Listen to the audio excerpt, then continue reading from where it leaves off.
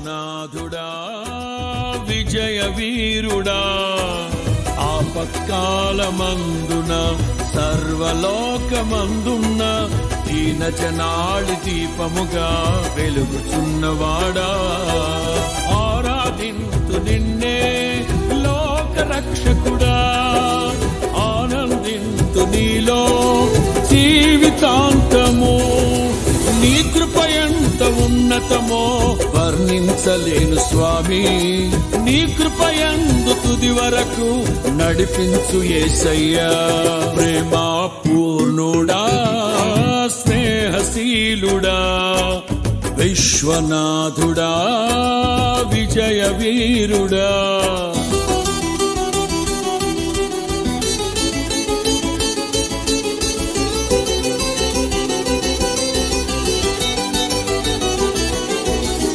పూర్ణమై సంపూర్ణమైన నీ దివ్య చిత్తమే నీవు నన్ను నడిపే నూతనమైన జీవ మార్గము పూర్ణమై సంపూర్ణమైన నీ దివ్య చిత్తమే నీవు నన్ను నడిపే నూతనమైన జీవ మార్గము ఇహమందు పరమందు ఆశ్రయమైన వాడవు ఇన్నాళ్ళు క్షణమైన నన్ను మరువని యేసయ్యా నా తోడు నీవుంటే అంతే చాలయ్యా నా ముందు నీవుంటే భయమే లేదయ్యా నా తోడు నీవుంటే అంతే చాలయ్యా నా ముందు నీవుంటే భయమే లేదయ్యా ప్రేమ పూర్ణుడా స్నేహశీలుడా విశ్వనాథుడా విజయ వీరుడా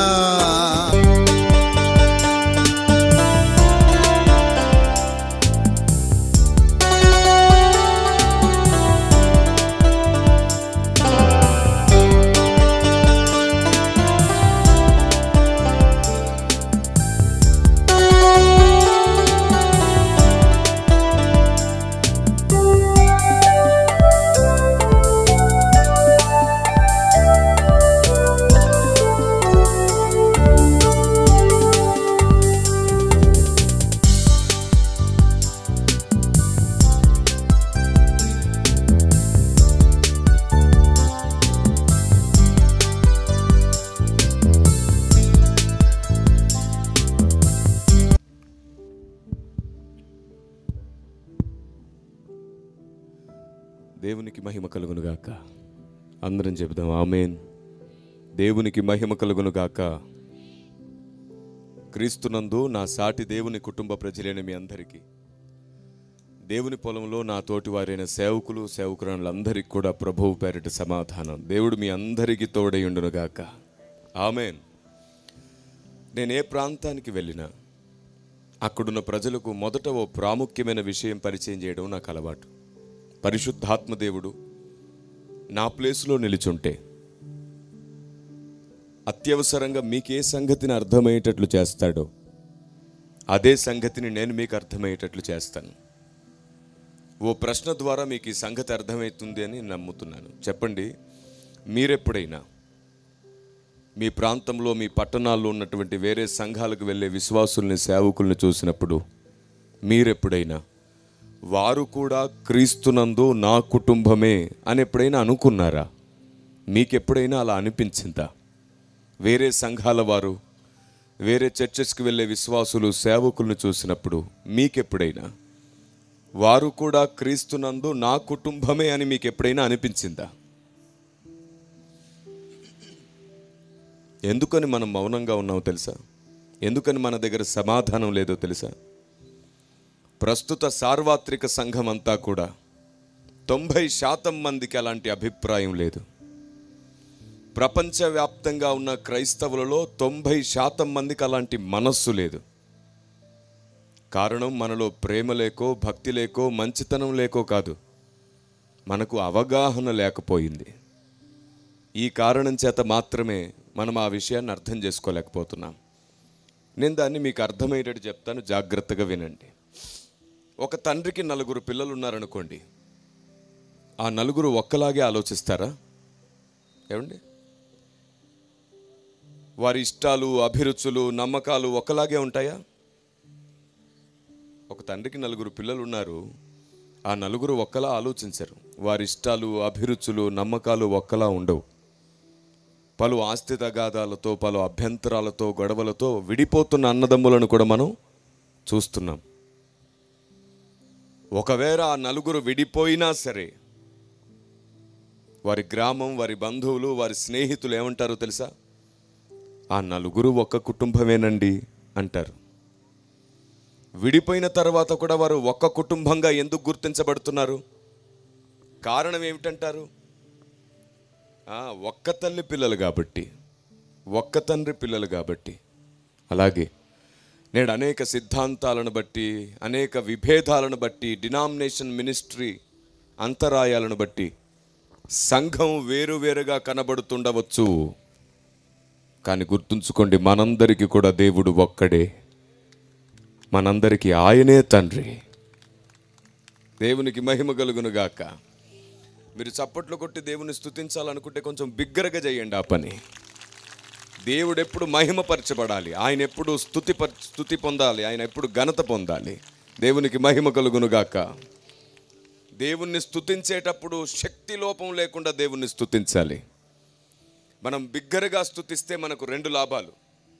ఒకటి, మన పక్కనే ఉండి దేవుణ్ణి స్తుతించడానికి సిగ్గుపడే అన్నదమ్ములు, అక్క చెల్లెలు ఉంటారు కదా, నిన్ను బట్టి వారు తండ్రిని స్తుతించడం అలవాటు చేసుకుంటారు. అది మొదటి లాభం. నీ స్తుతి ఇంకొకడికి స్తుతి నేర్పిస్తుంది. రెండవది, ఏదైనా ఒక విషయం అర్థమైనప్పుడు ఎవరు చెప్పకుండానే నీకు నీవే స్పందించి స్తుతిస్తావు చూసావు, అప్పుడు సాతాను నీ బ్రతుకులో అధికారం చేయడానికి భయపడతాడు. ఎందుకంటే మన మీద అభిషేకం ఉండి, మన మీద కృపావరములున్నా సరే అపవాది మనకు భయపడకపోవచ్చు. నేననేది మనుషుల్ని పట్టి పీడించే దురాత్మలను గూర్చి కాదు. కొంచెం ట్రిబుల్ తగ్గించిన నేను చెబుతుంది మనుషుల్ని పట్టి పీడించే దురాత్మలను గూర్చి కాదు. మనుషుల్ని పట్టి పీడించే దురాత్మలు మనందరికీ భయపడతాయి. ఎందుకంటే క్రీస్తు నామాన్ని ధరించుకున్నాం మనం. కానీ ఈ లోకమంతటా తనలో ఉంచుకున్న దుష్టుడు ఉన్నాడు కదా, పడిపోయిన కెరోబు. ఆ సాతాను భయపడాలంటే నీ మీద అభిషేకం, కృపావరాలు ఉంటే సరిపోదు. అభిషేకం, కృపావరములతో పాటు దేవుని జ్ఞానం, దేవుని సత్యం నీలో ఉంటే వాడు నీకు భయపడిపోతాడు. దేవునికి మహిమ కలుగునుగాక. నేను అభిషేకానికి, కృపావరములకు వ్యతిరేకిని కాదు. మీరు ఇంతకుముందు వీడియో చూశారు. మేము దేవుని ఆత్మ చేత, దేవుని వరముల చేత నింపబడి బలమైన పరిచర్యలో ఉన్నాం. ఎన్నో అద్భుతాలు, ఆశ్చర్యాలు నిరంతరంగా జరుగుతూనే ఉంటాయి మా జీవితాల్లో. ప్రతిరోజు ఒక లాభాన్ని, ఒక మేలును, ఒక అద్భుతాన్ని అనుభవించేవారు ఉంటూనే ఉంటారు. కానీ వాటిని ఎప్పుడు మేము సమాజానికి చూపించలేదు. కారణం ఏమిటంటే సమాజం దేవుని జ్ఞానానికి దూరం అయిపోయింది. సంఘం దేవుని గ్రంథానికి దూరంగా ఉంది, దేవుని శక్తికి దగ్గరగా ఉంది. మనం దేవుని శక్తిని ప్రేమించినంతగా దేవుని జ్ఞానాన్ని ప్రేమించలేకపోతున్నాం. ఈ కారణం చేత మా జీవితాల్లో జరుగుతున్న అనేక అద్భుతాలను సమాజానికి చూపించడానికి మానేశాం. మేము దేవుని జ్ఞానాన్ని, దేవుని హృదయాన్ని మాత్రమే సంఘానికి చూపించడం అలవాటు చేసుకున్నాం. అవును, నేను చెప్పింది నిజమే. ఈనాటి సంఘం బైబిల్కి చాలా దూరంగా ఉంది. 3 విషయాలు చెబుతాను వినండి. 1, సంఘం బైబిల్కి దూరం. 2, సమాజం నిజ దేవునికి దూరం. 3, దైవజనులు దేవుని హృదయాలోచన విధానానికి దూరం. ప్రస్తుత అంత్యకాలంలో ఉన్న దౌర్భాగ్యం ఇది. సంఘం బైబిల్కు దూరంగా ఉండడం ఏమిటండి? సంఘం దేవుని గ్రంథానికి దూరంగా ఉండడం ఏమిటి? అవును, ప్రస్తుతం సంఘం దేవుని గ్రంథానికి దూరంగా ఉంది. మీకు అర్థమయ్యేటట్లు కొన్ని విషయాలు చెబుతాను. ఈరోజు మీరు చాలా వినూతనమైన సంగతులు వింటారు. నన్ను ఈ వేదిక మీదకి మీ దైవజనులు ఊరికే పిలవలేదు. ఆత్మదేవుడు వారిని బలంగా ప్రేరేపించారు. మీ అందరికీ ఆయన హృదయాన్ని పరిచయం చేయాలని ఆయన నిర్ణయించుకున్నాడు. ఆయన చెప్పగా నేను ఈ వేదిక మీదకి వచ్చాను. ఆయన పిలవగా మీ దైవజనులు నన్ను ఇక్కడికి ఆహ్వానించారు. ఇది ఆత్మదేవుని చిత్తమై ఉంది. కనుక మీ జీవితాల్లో మీ ఆలోచన విధానంలో, మీ భక్తి జీవితాల్లో ఒక కొత్త అధ్యాయం ఈరోజు ప్రారంభమై తీరుతుంది ఖచ్చితంగా. ఆమేన్ చెప్పండి అందరూ, ఆమేన్. ఏదైనా ఒక మాట నెరవేరవలసింది మీరు వింటే ఖచ్చితంగా పలకవలసిన మాట ఆమేన్, ఆమేన్. ధైర్యంగా ఉండండి. ఎలాంటి విపత్తులు మీదికొచ్చిన ధైర్యంగా ఉండండి. ఎన్ని నిందలు పైకొచ్చిన ధైర్యంగా ఉండండి. ఎన్ని అబద్ధాలు మీ గురించి ప్రచారమైన ధైర్యంగా ఉండండి. ఎన్ని ఆర్థిక ఇబ్బందులున్నా ధైర్యంగా ఉండండి. ఎన్ని సమస్యలు ముందున్నా ధైర్యంగా ఉండండి. ప్రతి తుఫానును ఒక్క మాటతో అణిచివేయగలిగిన వాడు నీ వెంటే ఉన్నాడు. ధైర్యంగా ఉండు. నీ తీర్మానం ఆయన నీ కొరకు దిగొచ్చేటట్లు చేస్తుంది. Praise the Lord. నీవు ఆయనకు మొదట మాట ఇవ్వు, నీ తీర్మానం ఆయనకి ఇవ్వు, ఆయన తన కార్యాన్ని నీకు చూపిస్తాడు. మన తీర్మానం చాలా బలీయంగా ఉండాలి, అలాగే ఆయన కార్యం అంతే గొప్పగా ఉంటుంది. ఇక రండి, మనం బైబిల్ గ్రంథానికి ఎంత దగ్గరగా ఉన్నామో ఎంత దూరంగా ఉన్నామో ఒకసారి కొలత వేసుకుందాం. నాకు తెలిసి నేను ఒక ప్రశ్న అడుగుతాను, ఇక్కడ అందరూ చెప్పేస్తారు. సండే స్కూల్ పిల్లలు కూడా వెంటనే చెప్పేస్తారు. ఏమండి, సండే స్కూల్ పిల్లలు కూడా ఈజీగా చెప్పేయగలుగుతారు. జాగ్రత్తగా వినండి, నేను ఒక ప్రశ్న అడుగుతున్నాను చూడండి. బైబిల్ గ్రంథంలో ఒక ఆయన ఉన్నాడు. ఆయన చేతుల్లో ఓ పెద్ద కర్ర ఉంటుంది. ఫరో అనే ఓ మహారాజు ముందుకు వెళ్ళి నిలుచొని ఉన్నాడు. ఆయన కర్ర పడేయగానే అది పామైపోయింది. ఎవరంటారు? కొంచెం గట్టిగా, కొంచెం ఇది పైన పెట్టిన ఆయన ఎవరంటారు? మోషే. సరే, మీరు చెప్పిన సమాధానం అబద్ధం. నన్ను క్షమించాలి, నేను మిమ్మల్ని బాధ పెట్టుంటే. బైబిల్లో ఉన్న నిజం చెప్పనా, మీరు సంతోషపడే అబద్ధం చెప్పనా? మళ్ళీ అడుగుతున్నాను, బైబిల్లో ఉన్న నిజం చెప్పనా, మీరు సంతోషపడే అబద్ధం చెప్పనా? అయితే మార్చుకోవడానికి సిద్ధపడదాం. మనం పుట్టక ముందు నుంచి, ఇక్కడున్న మనం ఎవరం పుట్టక ముందు నుంచి పెద్దలు, మహానుభావులు, విదేశాలు, దేశము, ప్రదేశము, ప్రతి చోట నుండి వినబడిన ఒకే మాట మోషే. ఫరో ముందు మోషే కర్ర పామవ్వడం అబద్ధం. బైబిల్లో అసలు ఆ మాటే లేదు. బైబిల్లో ఆ మాట లేదు. నేటికి 612 గ్రంథాల మీద పరిశోధన చేసిన అనుభవం ప్రభువు నాకు ఇచ్చారు. ఆయన కృపలో ప్రతిరోజు ఆయన నడపగా నేను పొందిన అనుభవాన్ని మీకు చెప్తున్నాను. బైబిల్ 43వసారి మనసారా హృదయానికి హత్తుకొని ప్రతి వచనాన్ని గౌరవించి జాగ్రత్తగా చదువుతున్నాను. ఇంకా అడుగుతున్నాను, ప్రభువా నాకు ప్రతిరోజు నేర్పించు, నన్ను ప్రతిరోజు మార్చు అని. మత గ్రంథాలు, చరిత్ర గ్రంథాలు ఏది విడిచిపెట్టలేదు. ఇంకో 2.5 సంవత్సరాల్లో భారతదేశంలోని ప్రతి నలుమూలన ప్రయాణించి ఓ మహా దండయాత్ర చేయబోతున్నాను. స్వామీజీలతో, పూజారులతో, సేవకులతో, సంఘాలతో అవగాహన సదస్సులు పెట్టి నా దేవుని హృదయాలోచన విధానం ప్రతి చోట ముద్ర వేయడానికి పరిగెత్తబోతున్నాను. దేవునికి స్తోత్రం కలుగునుగాక. అపవాదికి తెలుసు బాగా, నేను అడుగు బయట పెడితే ఏం జరుగుతుందో. ఇన్నాళ్ళు దేవుడు నన్ను సిద్ధపరచగా ఈ దీపం ప్రకాశిస్తే ఏమవుతుందో వాడికి బాగా తెలుసు. అందుకు ఇప్పటికి 11 సార్లు వాడు నన్ను చంపాలని చూశాడు. ఇంకా సజీవుడిగానే ఉన్నాను. ఈ దీపం ఆరిపోవాలని వాడు ఎన్నో ప్రయత్నాలు చేశాడు, ఆరట్లేదు. ఇక ఈ దీపాన్ని ఎవరు గుర్తుపట్టకుండా ఉండడానికి వాడు నా మీద ఎన్నో నిందలు ప్రచారం చేసే ప్రయత్నాలు కూడా చేస్తున్నాడు. కానీ దేవుడు నా పక్షమై ఉండగా తుఫానులన్నీ చల్లారిపోవడం నేను చూస్తూనే ఉన్నాను. దేవునికి స్తోత్రం కలుగునుగాక. నా పక్షమై సాక్ష్యమిచ్చువాడు పరమందున్నాడు. నా మాట ఎవరు నమ్మకుండా చేయాలని, నేను చేయబోతున్న ఈ సువార్త వలన అనేక ఆత్మలు రక్షించబడతారు కాబట్టి పొరపాటుగా ఇతన్ని ఎవరు గుర్తించకూడదని వాడు ఎన్నో ప్రయత్నాలు చేశాడు. కానీ ప్రతి చోట అగ్నిలో నుండి బయటికి తీసుకొచ్చినట్లుగా నా ప్రభువు నన్ను బయటికి తీసుకొచ్చారు. ఆమేన్. ఆయన ఉండగా, ఆయన కార్యాలను నేను స్వయంగా రుచి చూస్తుండగా దేని కొరకు చింతించను, ఎప్పటికీ భయపడను. ఎందుకంటే నేను ఆయన ముందున్నాను. నా హృదయం ఆయన ముందు పరిచి ఉన్నాను. ఆయన నియమమునకు, ఆయన సంకల్పమునకు, ఆయన సత్యానికి విరుద్ధంగా ఏనాడు నా నిర్ణయం కొనసాగలేదు. కనుక నేను టీవీగా ఆయన ముందున్నాను. దేవునికి స్తోత్రం కలుగునుగాక. ఆమేన్. కాబట్టి 612 గ్రంథాలు నేటికి పరిశోధన చేసి గ్రంథాన్ని 43వ సారి చదివి, అలాగే కాకుండా ఇందులో ఉన్న అనేక గ్రంథాలు 100 సార్లు చదివాను. మరలా ఇలా స్పృహలో ఉండి నేను ఈ మాట చెప్తున్నాను. బైబిల్లో ఒక్కసారి కూడా ఫరో ముందు మోషే కర్ర పామైందనే మాట లేదు. దానికి భిన్నంగా బైబిల్లో ఏముందో తెలుసా? మండుతున్న పొద దగ్గర మాత్రమే మోషే కర్ర పామయ్యింది. మండుతున్న పొద దగ్గర మాత్రమే మోషే కర్ర పామయ్యింది. కానీ ఫరో దగ్గరికి వచ్చినప్పుడు ఎవరి కర్ర పామయ్యిందో తెలుసా? తెరిచి చూడండి. నిర్గమాకాండము 7వ అధ్యాయము 10వ వచనం. నిర్గమాకాండము 7వ అధ్యాయము 10వ వచనాన్ని గమనించండి, చదవండి. ఎవరైనా మైక్ తీసుకుంటారా? ఒక్కరు చదవడం ద్వారా క్రమముగా, మర్యాదగా, పద్ధతిగా ఉంటుంది. కాబట్టి మోషే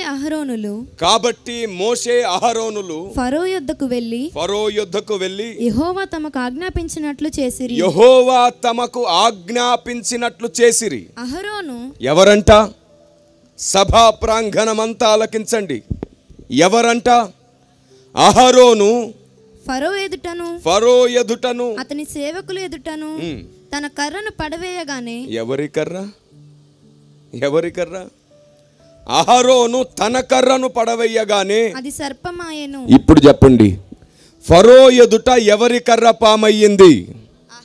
అదేంటి మాట మార్చారు? ముందేమన్నారు? మోషే అన్నారు. ఇప్పుడేమంటున్నారు?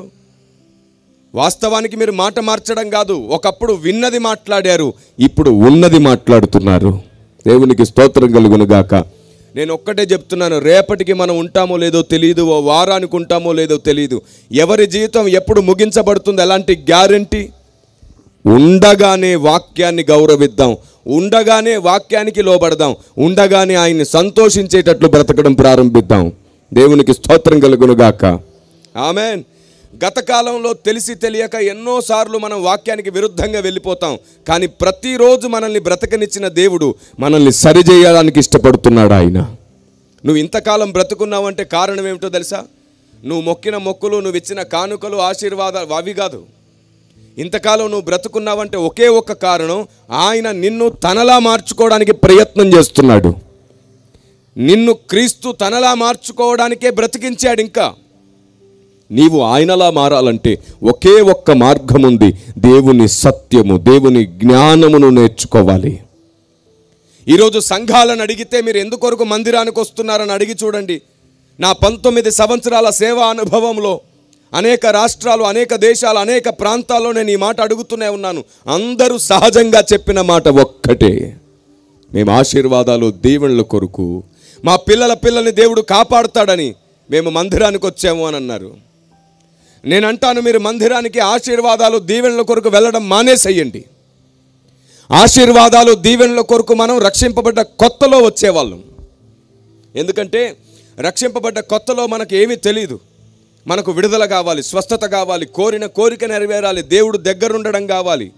కానీ రక్షించబడ్డ 4-5 సంవత్సరాల తర్వాత మనకు విశ్వాసం అంటే ఏమిటో, భక్తి అంటే ఏమిటో, గ్రంథం అంటే ఏమిటో, దేవుడు అంటే ఏమిటో తెలిసిపోతుంది.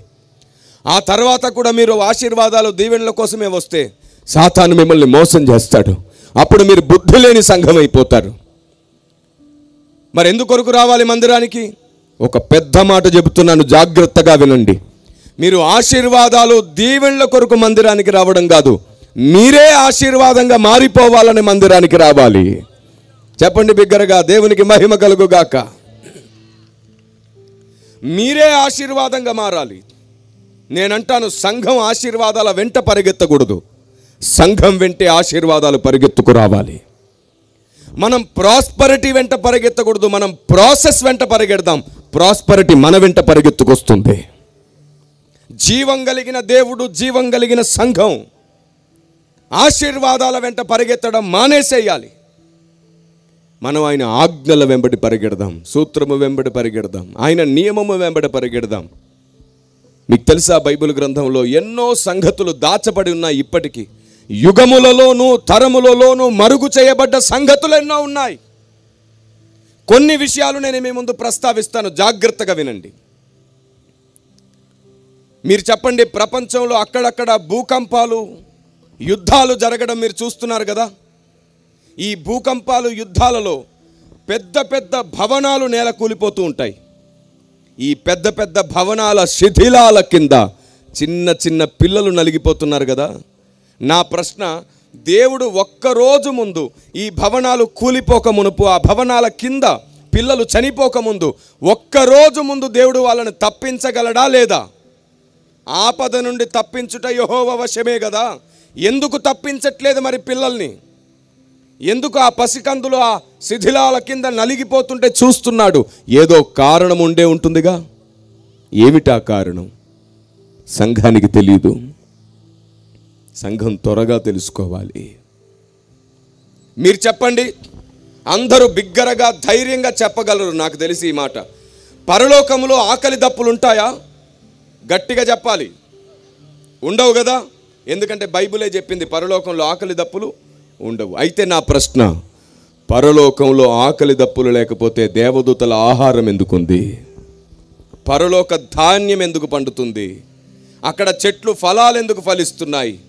నదులు ఎందుకు పారుతున్నాయి? పరలోకంలో దేవదూతల ఆహారం ఎందుకుంది? పరలోక ధాన్యం ఎందుకు పండుతుంది? అక్కడ చెట్లు ఫలాలు ఎందుకు ఫలిస్తున్నాయి? సంఘానికి తెలియదు. త్వరగా తెలుసుకోవాలి. మీరు చెప్పండి, దేవుడు ఇలా చిటికేసే సమయానికి సాతాన్ని బంధించగలడా లేదా?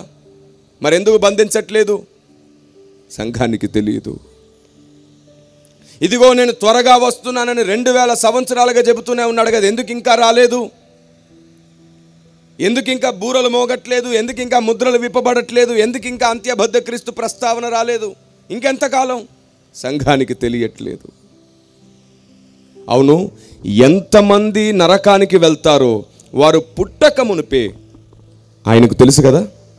భవిష్యత్ ఎరిగిన దేవునికి ఎవరెవరు పుట్టి నరకానికి వెళ్తారో, ఎవరు స్వర్గానికి అనగా పరలోకానికి వెళ్తారో ఆయనకు బాగా మరి తెలిసినప్పుడు నరకానికి వెళ్ళే వాళ్ళని ఎందుకు పుట్టిస్తున్నాడు? సంఘానికి తెలియదు. తెలుసుకోవాలి. ఎంతోమంది సేవకులు హార్ట్ స్ట్రోక్తో చనిపోతున్నారు, యాక్సిడెంట్లో చనిపోతున్నారు. దేవుడు ఎందుకు చెయ్యడ్డు పెట్టి కాపాడట్లేదు? సంఘానికి తెలియదు. ఇలా తెలియదు తెలియదు తెలియదు తెలియదు తెలియదు అని చెప్పాల్సి వస్తే 10,000 సంగతులు నేటికి సంఘానికి తెలియదు. మరి ఏం తెలుసు? జక్కయ్య గురించి బాగా తెలుసు, రక్తస్రావం కలిగిన స్త్రీ గురించి బాగా తెలుసు, అబ్రహాం, ఇస్సాకు, యాకోబులను గూర్చి, హాగారు, ఇస్మాయిలను గూర్చి బాగా తెలుసు, ఎస్తేరు, రూతులను గూర్చి బాగా తెలుసు. ఇలా సండే స్కూల్ కథలన్నీ బాగా తెలుసు. ఆదికాండం నుండి ప్రకటన గ్రంథం వరకు భక్తుల చరిత్రలన్నీ తెలుసు. కానీ ఆ చరిత్ర వెంబడి దేవుడు చేసిన న్యాయం ఏమిటో, దేవుడు దాచిన జ్ఞానం ఏమిటో, అందులోని ఆంతర్యం ఏమిటో మాత్రం మనకు తెలియదు. మనుషులం మనం ఎంత అజ్ఞానులం అంటే మనకు లాభం జరిగితే చాలు అనుకునే భ్రమలో బ్రతుకుతూ ఉంటాం. నా ప్రశ్న మీ ముందు ఒకటి, ఆత్మదేవుడు వింటుండగా మీ నోటి నుండి సాక్ష్యం ఇవ్వండి. ఇన్నాళ్ళు మీరు దేవుని ద్వారా ఎన్నో లాభాలు పొందారా లేదా? ఎన్నో ఆపదల నుంచి దేవుడు మిమ్మల్ని తప్పించాడా లేదా? దైవజనుల ప్రార్థన ద్వారా మీరు అనేక సార్లు దీవించబడ్డారా లేదా? అనేక మేలులు పొందారా లేదా? దైవజనులు హస్తముంచగా అనేక సార్లు విడుదల పొందారా లేదా? ఇలా దేవుడు ఎవరినైనా వాడుకొని మీ కొరకు ఎన్నో మేలులు చేశాడా లేదా? అయితే ఈరోజు దేవుడు తన సంకల్పం కొరకు, తన చిత్తం కొరకు నష్టపోవలసిన అవకాశం నీకు ఇస్తే, దేవుని కొరకు నీకున్నదంతా నష్టపోవడానికి ఎంతమంది రెడీగా ఉన్నారు? ఈరోజే నీకున్నదంతా దేవుని కొరకు నష్టపోవడానికి ఎంతమంది సిద్ధంగా ఉన్నారు? చూడండి ఒకసారి. సేవకుల కన్నీరు ఎట్టిపోయింది, సేవకుల కష్టం ఎట్టిపోయింది, సేవకుల ప్రయాస ఎట్టిపోయింది. ఇప్పుడు కనబడుతున్నటువంటి ఈ దృశ్యాన్ని చూడండి. ఒక్క చెయ్యి సరిగ్గా లేగలేదు. నేను దేవుని కొరకు నష్టపోతాను, నాకున్నది అవసరమైతే అనడానికి ఒక్క చెయ్యి లేగలేదు. ఇన్నాళ్ళ కష్టం ఎట్టిపోయింది, మరి ఇన్నాళ్ళ విశ్వాసం ఎట్టిపోయింది, ఇన్నాళ్ళ ప్రార్థన ఎట్టిపోయింది. అంటే జీవం కలిగిన సంఘం ఇంకా జీవం పొందలేదా? లేదా సంఘానికి ఇంకా వాక్యం అర్థం కాలేదా? లేదా దేవుడు అర్థం కాలేదా? పోనీ మీకెవరికి దేవుడు అంటే ప్రాణంగా ప్రేమ లేదా? నాకు తెలిసి ఇక్కడున్న మీ అందరికీ దేవుడు అంటే పిచ్చి ప్రేమ. దేవుని కొరకు దేన్నైనా పోగొట్టుకునే అంత ప్రేమ మీలో ఉంది. కానీ పోగొట్టుకుంటావంటే మాత్రం చెయ్యెత్తలేకపోయావు. ఈరోజు నేను ఇప్పుడు నిరూపిస్తాను, మీలో వాస్తవానికి దేవుడు అంటే చాలా ప్రేమ ఉంది, ప్రాణంగా దేవుని ప్రేమిస్తారు. దేవుని కొరకు దేన్నైనా పోగొట్టుకునే అంత ప్రేమ మీలో ఉంది. ఏంటి సార్, ఇప్పుడు నువ్వు చెయ్యెత్తమంటేనే ఎత్తలేదు మేము, మా మీద అలాంటి నమ్మకం పెట్టుకున్నావేమిటి? దేవుని కొరకు నష్టపోతారా అంటే చెయ్యెత్తలేకపోయాం భయపడి. అలాంటి మా మీద నువ్వు ఇంత నమ్మకం పెట్టుకోవడం ఏమిటి? మీ మీద కాదు, నాకు సేవకుల మీద నమ్మకం. నాకు సేవకుల మీద నమ్మకం. ఏంటో తెలుసా నమ్మకం? దేవుడు వారిని వాడుకుంటున్నాడు కాబట్టి, వాడుకుంటున్నది నిజమైతే మీరు ఆయన్ని ప్రాణంగా ప్రేమించే అలవాటు, లక్షణం మీలో ఖచ్చితంగా నాటబడి ఉంటుంది. మరి ఉంటే చెయ్యెత్తే వాళ్ళం కదా ఆయన కొరకు నష్టపోవడానికి. వాస్తవానికి ఉంది.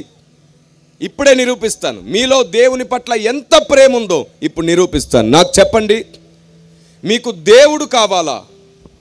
దేవుడిచ్చే ఆశీర్వాదాలు, దీవెనలు కావాలా? చెయ్యెత్తి చెప్పండి.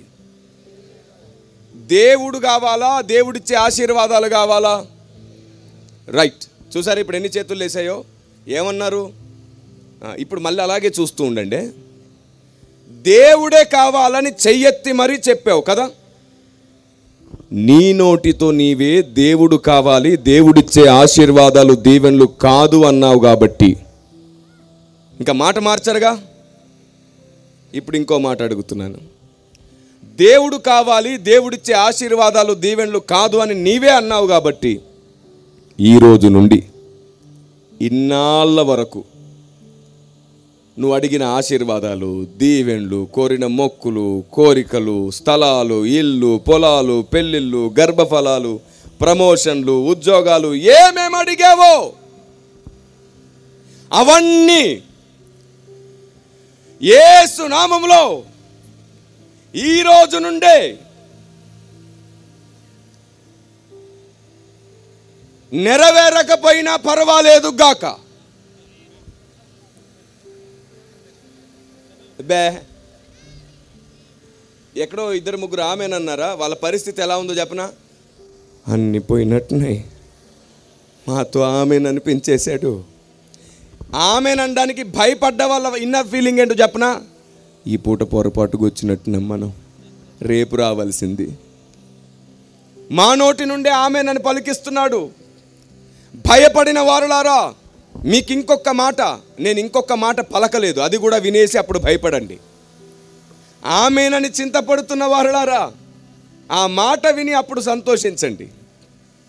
మీ నోటితో మీరే మాకు దేవుడు కావాలి, దేవుడిచ్చే ఆశీర్వాదాలు, దీవెనలు కాదు అని అన్నారా లేదా? అదే నిజమైతే ఇన్నాళ్ళు మీరు అడిగిన ఆశీర్వాదాలు, దీవెనలు, మొక్కులు, కోరికలు ఏమేమైతే ఉన్నాయో అవన్నీ యేసునామంలో ఇప్పటి నుండి నెరవేరకపోయినా పర్వాలేదు, కానీ ఈ నిమిషము నుండే దేవుడు మీ అందరి పక్కనుండుగాక. ఆమేన్. ఏంటి ఇంత ధైర్యం వచ్చింది? అప్పుడు లేని ధైర్యం ఇప్పుడు ఎందుకు వచ్చింది తెలుసా? మీ మనస్సు ఏం చెబుతుందో తెలుసా? అయ్యా, నా ప్రాణప్రియుడైన దేవుడు నేను అడిగింది ఇవ్వకపోయినా పర్లేదు, కానీ ఆయన నా పక్కనుంటే చాలు అనే కోరిక మీలో ఉంది. ఎంత ప్రేమిస్తున్నారు మీరు దేవుణ్ణి? మీలో ఎంత ప్రేమ ఉందో చూడండి దేవుని పట్ల. ఇది ఈరోజు సేవకులు సాధించిన విజయం ఏదైనా ఉంది అంటే దేవుణ్ణి ప్రాణంగా ప్రేమించడం నేర్పించగలిగారు. దేవునికి స్తోత్రం కలుగును గాక. ఆమేన్. మీ కష్టం ఫలిస్తుంది, కానీ సర్వసత్యం సంఘంలో ఉంటే అది జీవం పొందుతుంది. ఆమేన్. చూసారా, అన్ని పోయినా పర్వాలేదు, కానీ ఎవరు పక్కన ఉండాలి? ఆయన పక్కనుంటే చాలు, నా ప్రభువు నా పక్కనుంటే చాలు అనే అంత ప్రేమ నీకుంది. చూసావు, దేవుని కొరకు నష్టపోవడానికి ఇష్టపడేవాడే నిజమైన క్రైస్తవుడు. పౌలు అంటారు, క్రీస్తు నిమిత్తం నేను సమస్తాన్ని నష్టంగా ఎంచుకుంటాను, పెంటగా ఎంచుకుంటాను అన్నాడు. క్రీస్తు నుండి లాభము పొందడమే కాదు, దేవుని నుండి లాభపడ్డమే కాదు, అవసరమైతే దేవుని కొరకు అన్నీ నష్టపోగలగడానికి ఇష్టపడేవాడే నిజమైన సేవకుడు, నిజమైన సంఘము, నిజమైన క్రైస్తవుడు. ఆమేన్. ఓ మాట అంటాను చూడండి, దేవుని నుండి లాభపడ్డమే కాదు, దేవుని కొరకు నష్టపోవడానికి ఇష్టపడేవాడు నిజమైన కుమారుడు అవుతాడు, నిజమైన వారసుడు అవుతాడు. దేవునికి స్తోత్రం కలుగును గాక. చాలాసార్లు దేవుడు నువ్వు అడిగింది ఇవ్వడు. సంఘమా విను జాగ్రత్తగా. చాలాసార్లు నువ్వు అడిగింది దొరకలేదని, నువ్వు కోరుకుంది దొరకలేదని బాధపడుతూ ఉంటావు కదా. చాలాసార్లు దేవుడు నువ్వు అడిగింది ఇవ్వకపోవచ్చు. ఎందుకంటే దేవుడు అడిగినవన్నీ ఇవ్వడు, అది అబద్ధం. దేవుడు అడిగినవన్నీ ఇవ్వడు. నాకు తెలియక నా సేవా ప్రారంభంలో అడిగినవన్నీ ఇచ్చేవాడు నా యేసుడని ఓ పాట రాసుకున్నాను, తప్పైపోయింది. తర్వాత ఆత్మదేవుడు గద్దించాడు నన్ను, బాబు నేను అడిగినవన్నీ ఎలా ఇస్తాను, నువ్వు ఎలా పాట రాసావు, నువ్వు ఎలా బోధ చేసావని. నా ప్రార్థనా గదిలో నా గుండె మండిపోయింది. వెంటనే సంఘం ముందు నేను ఆ పాటను ఉపసంహరించుకున్నాను, మార్చాను ఆ పాటను. అడిగినవన్నీ దేవుడు ఇవ్వడు. ఇప్పుడు మీరు అంటారేమో, అడుగుడి మీకు ఇవ్వబడునని ఉంది కదా సార్. నేనేమంటానంటే, అడుగుడి మీకు ఇవ్వబడునని మాత్రమే ఉంది, అడిగినవన్నీ మీకు ఇవ్వబడుననే మాట బైబిల్లో లేదు. పైపెచ్చు మీరు మీ సుఖభోగముల నిమిత్తం అడుగుతున్నారు గనక మీకేమీ కలుగుటలేదు. అడిగితే అడగండి కానీ నా చిత్తానుసారముగా అడిగితే మీకు అన్నీ ఇస్తానన్నాడు ఆయన. స్తుతి కలుగునుగాక. ఆయన చిత్తానుసారముగా అడిగితే. ఇప్పుడు చప్పట్లు కొట్టి స్తుతించేటప్పుడు నేనేం చేయమన్నాను, నీ పక్కన వాడు కూడా దేవుణ్ణి స్తుతించేటట్టు ఇష్టంగా చెయ్యి. సేవకులు, సేవకురాన్లు అందరూ కలిసి స్తుతించాలి. మనం ఏదో ఒకసారి స్తుతిద్దామా? దేవునికి మహిమ కలుగునుగాక. మన చేతి ధ్వని సాతానుకు భయం పుట్టించాలి, దేవునికి మహిమ కలగాలి. దేవునికి స్తోత్రం కలుగునుగాక.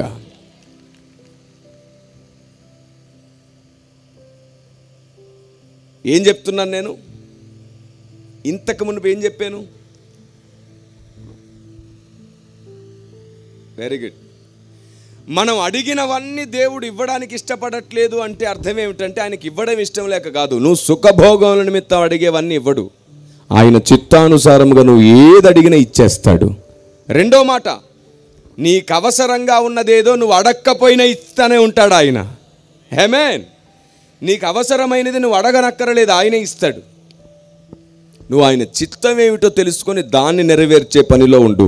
నీకేమి ఇవ్వాలో, ఏమిస్తే నీ జీవితం సార్థకమవుతుందో ఆయనే చూసుకుంటాడు. దేవునికి మహిమ కలుగునుగాక.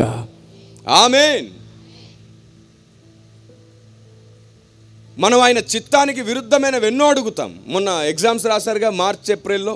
ఏం అడిగాం? మార్కులు కావాలి, మామూలు ర్యాంకులు కాదు, స్టేట్ ర్యాంకులు రావాలి. ప్రభువా మార్కులు వాటికి అవే వచ్చేయాలి పేపర్లోకి. మేము పెన్నులకు ప్రార్థన చేస్తాం, ప్యాడ్లకు ప్రార్థన చేస్తాం. ప్రభువా ఎగ్జామ్ పేపర్ మీద ప్రైజ్ ద లార్డ్, దేవునికి స్తుతి కలుగునుగాక, మహిమ కలుగునుగాక అని రాస్తాం. మార్కులు అవే వచ్చేయాలి. ప్రభువా ఎట్లా వస్తాయి? అయినా వస్తాయా? నువ్వు పెన్నుకు ప్రార్థన చేస్తే, ప్యాడ్కు ప్రార్థన చేస్తే, పేపర్ మీద ఏదో ఒక మాట రాసేస్తే మార్కులు వస్తాయా? రావు. అసలు మార్కుల కోసం ప్రార్థన చేయడమే తప్పు అన్నాడు పరిశుద్ధాత్మ దేవుడు. మీరు చెప్పండి, ఒక ఇద్దరు ఉన్నారు, ఒకడు 2 గంటలు ఏడుస్తున్నాడు, మార్కులు కావాలి దేవుడా, మార్కులు కావాలని ఏడుస్తున్నాడు. ఇంకోడు 2 గంటలు రాత్రి పగలు కష్టపడి చదివాడు. ఒకడు 2 గంటలు కష్టపడి చదివితే ఇంకొకడేమో 2 గంటలు మార్కుల కోసం ఏడిచాడు. ఎవరికి మార్కులు వస్తాయి? దేవుడు ఎవరికి మార్కులు వచ్చేటట్లు చేస్తాడు? ప్రార్థన చేసిన వాడికా, కష్టపడ్డవాడికా? చూసారా, న్యాయం మీకు కూడా తెలుసు. కష్టపడ్డవాడికే మార్కులు వస్తాయి. మరి 2 గంటలు ఏడిచిన వాడి ఏడుపుకి ఏం సంగతి? ఆ ఏడుపు సంగతి ఏమిటి? దానికి మార్కులు రావు. తలనొప్పి వస్తుంది, మోకాలు నొప్పి వస్తుంది, అంతే. ఎందుకంటే అక్కడ వాడి సుఖభోగమే ఉంది, కానీ దేవుని చిత్తం మీకు చెప్తాను వినండి. మార్కుల కోసం ప్రార్థన చేయడం తప్పు. మీరు ఫెయిల్ అవ్వకుండా ఉండాలంటే 3 కోసం మీరు ప్రార్థన చేయొచ్చు. ఏమిటో చెప్పనా? 1, ప్రభువా నాకు జ్ఞాపక శక్తిని వరముగా ఇవ్వు అని అడగండి. 2, ప్రభువా ఎగ్జామ్స్ టైంలో నాకు ఆరోగ్యం ఇవ్వు,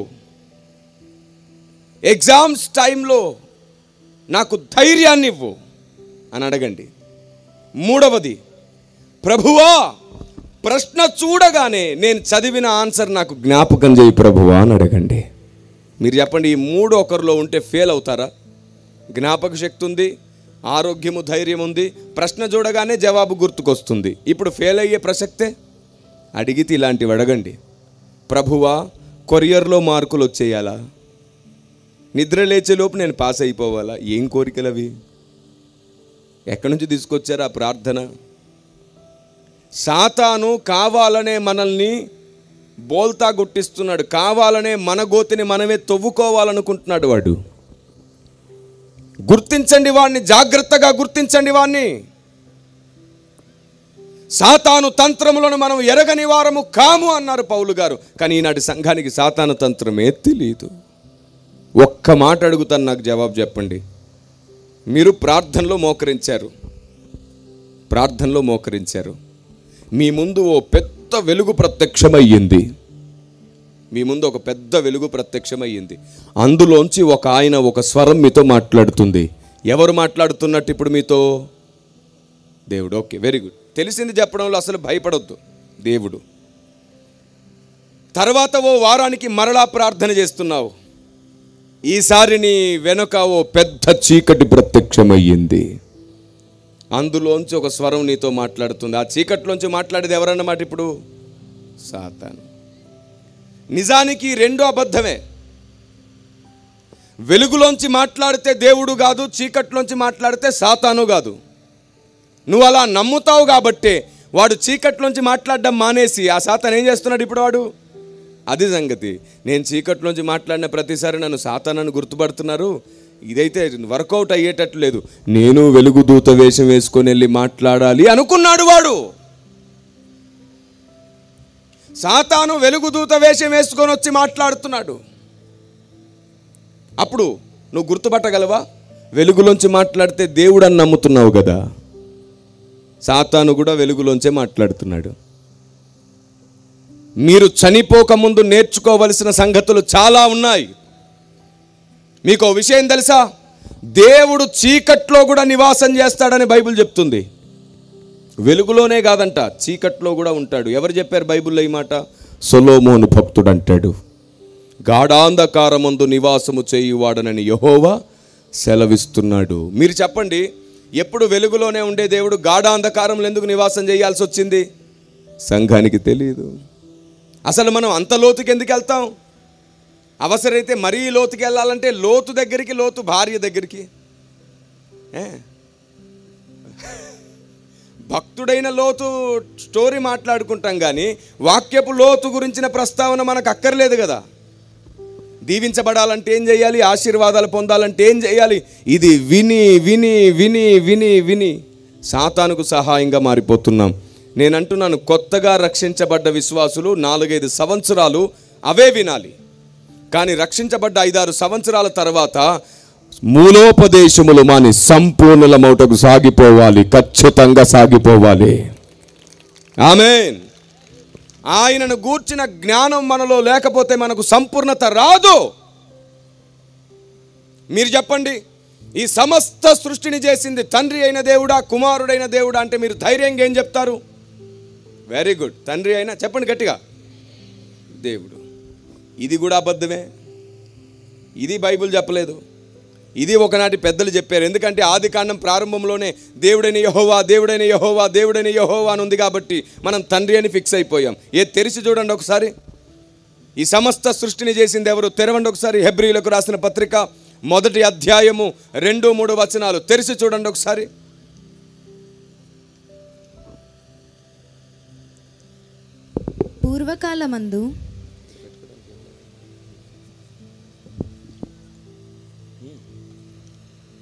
పూర్వకాలమందు నానా సమయములలోనూ నానా విధములుగాను ప్రవక్తల ద్వారా మన పితరులతో మాట్లాడిన దేవుడు ఈ దినముల అంతమందు, ఆ మాట గమనించండి, ఈ దినముల అంతమందు కుమారుని ద్వారా మనతో మాటలాడెను. ఆయన ఆ కుమారుని సమస్తమునకు వారసునిగా నియమించెను. ఆయన ద్వారా ప్రపంచములను నిర్మించెను. ఎవరి ద్వారా అంట? కుమారుని ద్వారా ప్రపంచములు నిర్మించబడ్డాయి. దేవునికి స్తోత్రం కలుగునుగాక. ఇప్పుడు చెప్పండి, సమస్త సృష్టిని చేసింది ఎవరు? తండ్రియా కుమారుడా? అదేంటి మళ్ళీ మాట మార్చారు? లేదు, మాట మార్చలేదు. ఇప్పటి వరకు అనిపించింది వినిపించిందే చెప్పారు, ఇప్పుడు కనిపించింది మాట్లాడుతున్నారు మీరు. దేవునికి స్తోత్రం కలుగునుగాక. ఆనాడు బెరియా సంఘం అని ఒక సంఘం ఉంది. పౌలు బోధ చేస్తుంటే అతడు చెప్పిన వాళ్ళగున్నవో లేవోనని పరిశీలన చేశారండి. ఆనాటి బెరియా సంఘం పౌలునే పరిశీలిస్తే ఈనాటి తరంలో మేమేపాటి మనుషులం? మీరెందుకని పరిశీలించరు? మీరు ఎప్పుడైతే పరిశీలించడం నేర్చుకుంటారో సేవకుల కన్నీరు నాట్యం అయిపోతుంది. మా బహుమానం పెరుగుతుంది పరలోకంలో. మేమున్నా లేకపోయినా మీరు వాక్యంతోనే ప్రయాణం చేస్తారు. ఆ తర్వాత దేవునికి స్తోత్రం కలుగునుగాక. అపవాది ఇంకెప్పుడు మిమ్మల్ని మోసం చేయడు. వినడం మాత్రమే కాదు, విన్నది బైబిల్లో ఉందో లేదో కూడా మనం చూడాలి. ఖచ్చితంగా చూడాలి. ఇప్పుడు చెప్పండి, బైబిల్కి మనం నిజంగానే దగ్గరగా ఉన్నామా? బైబిల్ చేతిలో ఉంది కానీ బైబిల్ గుండెల్లోకి రాలా. ఇంకా పాయింటేనా? బైబిల్ చేతిలో ఉంది కానీ బైబిల్ గుండెల్లోకి రాలా. సర్వశక్తిమంతుడైన దేవుని నియమం, సర్వశక్తిమంతుడైన దేవుని ఆలోచన విధానం ఇంకా సంఘానికి అర్థం కాలేదు. ఇదే మాట మరలా నిరూపణగా హెబ్రీ పత్రిక 11వ అధ్యాయం 3వ వచనంలో కూడా ఉంటుంది. ప్రపంచములు దేవుని వాక్యము వలన నిర్మాణమైనవి అని. వాక్యం ఎవరు? యోహాను సువార్త 1:1 ప్రకారం దేవుడు వాక్యం. ఎవరా దేవుడు? శరీరధారిగా వచ్చిన దేవుడు. యోహాను సువార్త 1:14 ఆయన పేరే నజరేయుడైన యేసు. మీకు పెద్ద మాట చెప్తాను. ఇప్పటి వరకు దేవదూతలు కూడా తండ్రిని చూడలేదు. ఏమన్నాను నేను? ఇప్పటి వరకు పరలోకంలో ఉన్న దేవదూతలు కూడా తండ్రిని నేరుగా చూడలేదు. ఇంకో పెద్ద మాట చెప్తున్నాను. ఎందుకంటే వారు తమ రెక్కలను ముఖమునకు అడ్డుగా పెట్టుకొని స్తుతి చేస్తుంటారు. ఆయన నుండి వచ్చే వెలుగునే వారు చూడలేరు. వెలుగులో ఉన్న ఆయన ఎలా చూస్తారు? ఆయన సమీపించరాని తేజస్సులో ఉన్నాడు. అక్కడికి ఎవరు సమీపించలేరు, దూతలు కూడా సమీపించలేరు. వారు తండ్రిని చూడలేదు, కుమారుణ్ణే చూస్తారు వారు. ఈ మాట సాక్షాత్తు కుమారుడే మాట్లాడతారు. చూడండి, యోహాను సువార్త 1వ అధ్యాయము 17వ వచనం చూడండి. ధర్మశాస్త్రము చదవండి 18వ వచనం చదవండి. ఎవడును ఎప్పుడైనను దేవుని చూడలేదు. తండ్రి రొమ్మున ఉన్న అద్వితీయ కుమారుడే ఆయనను బయలుపరచెను. అంటే అందరు చూసింది ఎవరిని? కుమారుడినే చూశారు. తండ్రిని చూసి బ్రతికేంత శక్తి అటు దేవదూతలకు లేదు, ఇటు మనుషులకు లేదు. 5వ అధ్యాయం 37-38 వచనాలు యోహాను సువార్త చూడండి. అక్కడ కూడా ఆధారం ఉంది. అయితే యోహాను సాక్ష్యము కంటే నాకు ఎక్కువైన సాక్ష్యము కలదు. అదేమనినా నేను నెరవేర్చుటకై తండ్రి ఏ క్రియలను నాకు ఇచ్చి ఉన్నాడు. 37-38 చదివేసిండి అమ్మ. మరియు నన్ను పంపిన తండ్రియే నన్ను గూర్చి సాక్ష్యమిస్తున్నాడు. మీరు ఏ కాలమందైనను ఆయన స్వరము వినలేదు, ఆయన స్వరూపము చూడలేదు. ఇప్పుడు అర్థమైందా? ఏ కాలంలో ఆయన స్వరూపము చూడలేదు, ఆయన స్వరం కూడా వినలేదు. అందరికీ వినబడింది ఎవరు? వాక్కు అయిన దేవుడు. అందరికీ కనబడింది ఎవరు? వాక్కు అయిన దేవుడు. మోషేకు కూడా కనబడింది ఎవరు? ముఖాముఖిగా వాక్కు అయిన దేవుడు. దేవునికి స్తోత్రం కలుగునుగాక. అందుకే చూడండి, మోషే ముఖాముఖిగా ఆయనను చూసెను, మాటలాడననే మాట కనబడింది. కానీ వెంటనే అదే అధ్యాయపు కిందికి వస్తే అంటాడు, మోషే నువ్వు నన్ను చూసి బ్రతుకలేవు. మరి ఇప్పటి వరకు చూసింది ఎవరిని? క్రీస్తునే. ఇలా బైబిల్లో తెలుసుకోవలసిన అతి ప్రాముఖ్యమైన అనేక విషయాలకు మనం దూరంగా బ్రతుకుతూ అభిషేకం వచ్చేసింది, దర్శనాలు చూడగలుగుతున్నాం, మాట్లాడగలుగుతున్నాం, కృపావరాలు పొందుతున్నామని సంబరపడిపోతున్నాం. నేనంటాను, వాటన్నింటితో పాటు సర్వసత్యం నీలో లేకపోతే బుద్ధి లేని సంఘమయ్యే ప్రమాదం ఉంది. మళ్ళీ చెప్తున్నాను, రేపు ఉంటావో లేదో గ్యారంటీ లేదు. ఈ రోజే దేవుని చిత్తానికి అనుకూలంగా నీ ఆలోచన మార్చుకో. బ్రతికుండగానే దేవుని చిత్తాన్ని ప్రజల ముందు పెట్టు. బ్రతికుండగానే నీవు దేవునికి అనుకూలంగా మారిపో. ఒకప్పుడు తెలిసి తెలియక ఎన్ని జరిగాయో అన్నీ మర్చిపో, కానీ ఇప్పుడైనా దేవునికి అనుకూలంగా మారిపో. దేవునికి స్తోత్రం కలుగునుగాక. చివరి దినాల్లో ఉన్నాం. ఆయన రాకడ వచ్చేలోపు మనం ఉంటా లేదో గ్యారంటీ లేదు. నేను మిమ్మల్ని మాట అడుగుతాను, నాకు చెప్పండి, బైబిల్లో యేసు ప్రభు ఎలా వస్తాడని రాయబడింది? ఎవరన్నా దొంగ ఏదో అంటున్నారు, చెప్పండి గట్టిగా. ఎలా వస్తాడంట ఆయన? తెలియకుండా ఎలా వస్తాడంట? వెరీ గుడ్, దొంగ వచ్చినట్లు వస్తాడు. అయితే నేను ఒక మాట చెప్పాలనుకుంటున్నాను. సంఘం పైకి యేసయ్య దొంగ వలె రాడు. ఆ మాట అసలు బైబిల్ అలా లేదు. ఆయన సంఘం పైకి దొంగ వలె వస్తానని చెప్పట్లేదు. తెస్సలోనిలకు రాసిన పత్రిక, మొదటి పత్రిక 5వ అధ్యాయం 1 నుండి చదవండి.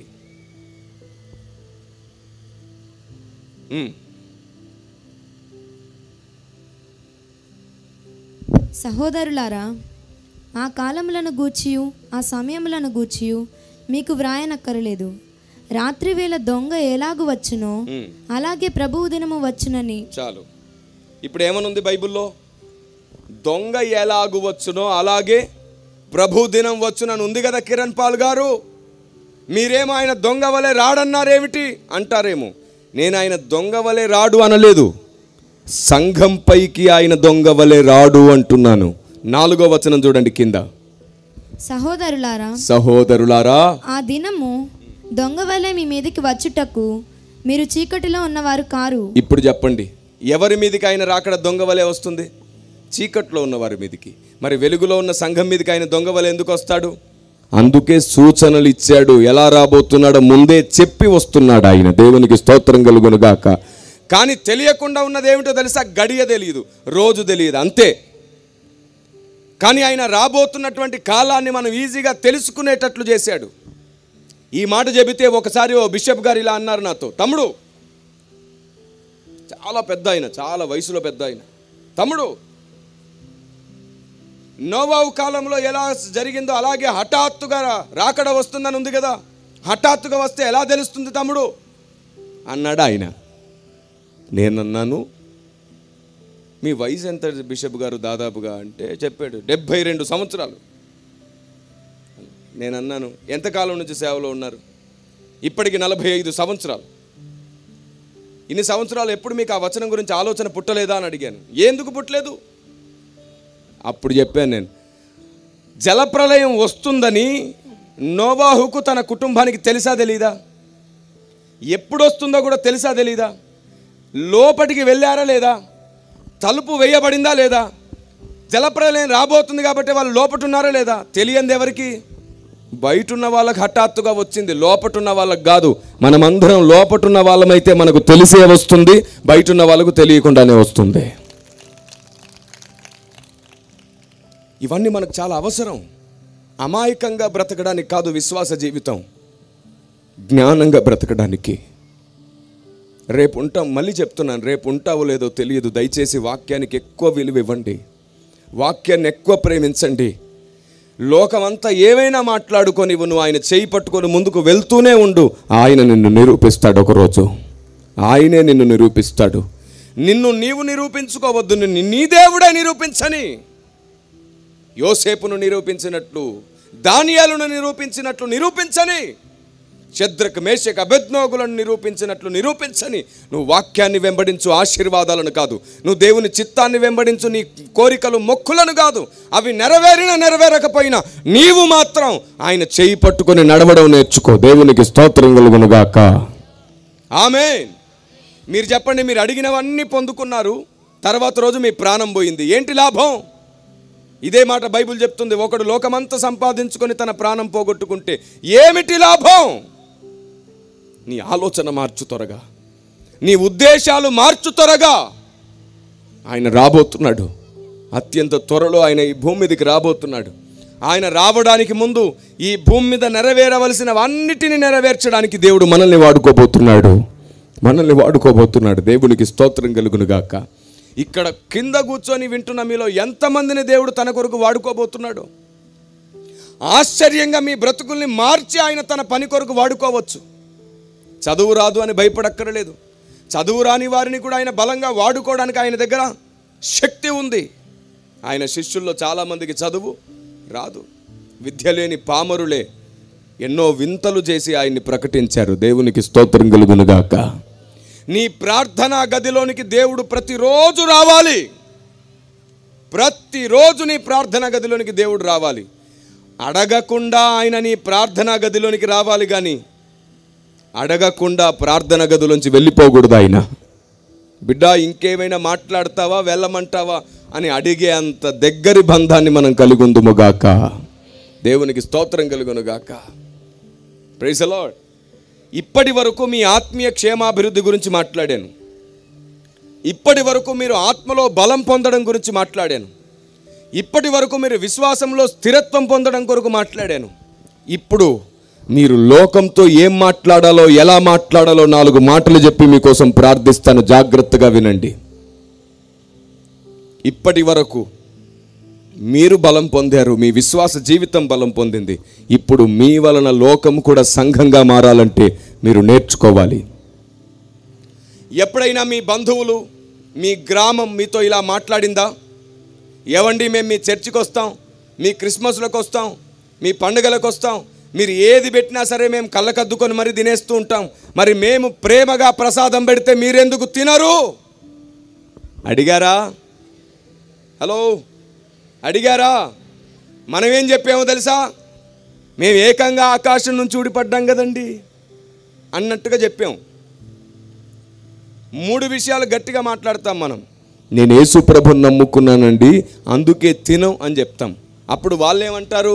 మీ దేవుడు మేము ప్రేమగా ఇస్తే తినొద్దన్నాడా? కాబట్టి నీ వల్ల వారు క్రీస్తును ద్వేషిస్తారు. వెంటనే ఇంకో మాట అడుగుతారు, తినొద్దని నీకెవరు చెప్పారు? మా అయ్యగారు చెప్పాడు, మా అమ్మగారు చెప్పింది. ఇప్పుడు వాళ్ళకి ఎవరి మీద కోపం వస్తుంది? వీళ్ళు చెప్పారు కాబట్టి వీళ్ళు నేర్చుకుని ఇలా తయారయ్యారు, ఈ పాస్టర్ల వల్లే అని చెప్పి వాళ్ళు అనుకుంటున్నారు.